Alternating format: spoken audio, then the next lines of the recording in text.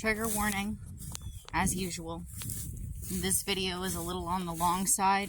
It's not short, it's not sweet,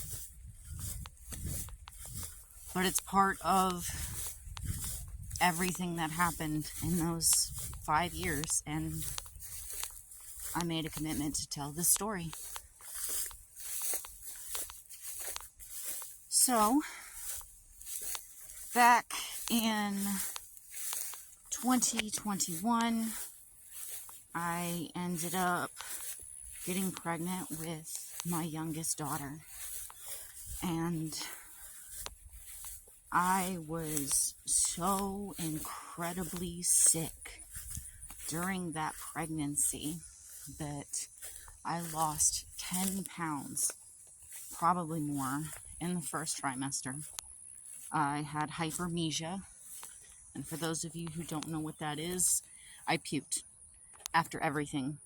Broth was too heavy on my stomach.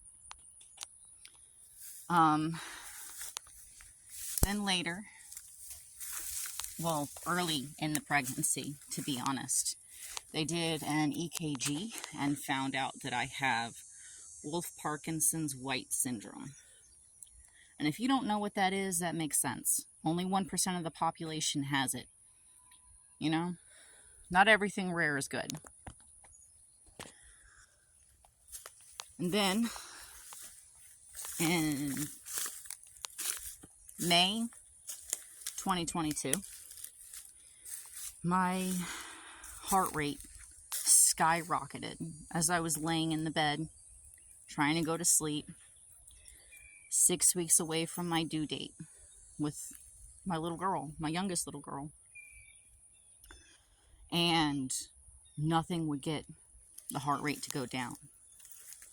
Now, for those of you that know, that is called supraventricular tachycardia.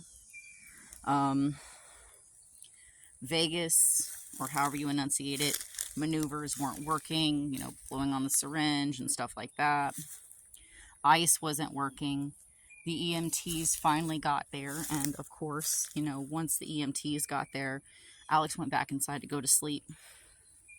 My heart rate was still through the roof. The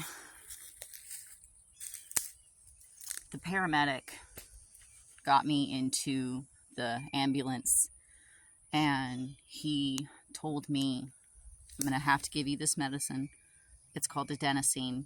It's going to chemically reset your heart, but it's going to be the most painful medicine you've ever taken in your life. And he held my hand as he gave me the medicine, and it was incredibly painful. I don't have a good description for how much that hurt. It felt like I was being punched in the heart over and over again by One Punch Man. But that's the best analogy I have. When they finally got me to the ER, my heart rate had slowed, but adenosine also did something else. It ruptured the bag of waters, and it wasn't even 8 or 10 hours later that I was in labor and giving birth. But as they had me on the monitor, whenever there was a contraction, you know, after Alex finally showed up, he became angry with me for verbally expressing my pain because he was trying to sleep. And his justification for this was, well, the monitor says it was only a small contraction. Well, the monitor only shows that you're having a contraction, not the intensity of it. I ended up giving birth an hour after that.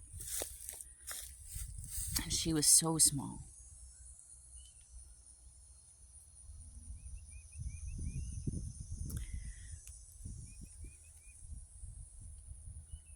She was in the NICU because she couldn't latch.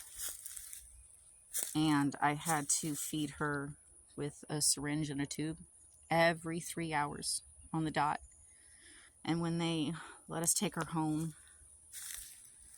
of course, Alex didn't help. He needed his sleep for work. And, you know, that's what I was the stay-at-home mom for. I mean, I could sleep anytime I wanted to, except she needed to eat every 3 hours. So it was clean, everything, pump, prepare, feed, and then by the time that 3 hours was done, the process would start again.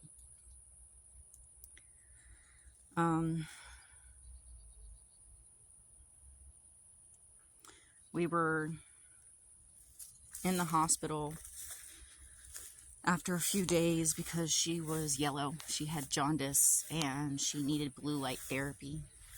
He did not reach out to us, and when I called him, he seemed annoyed. And the only thing he'd asked is when we would hurry up and get home.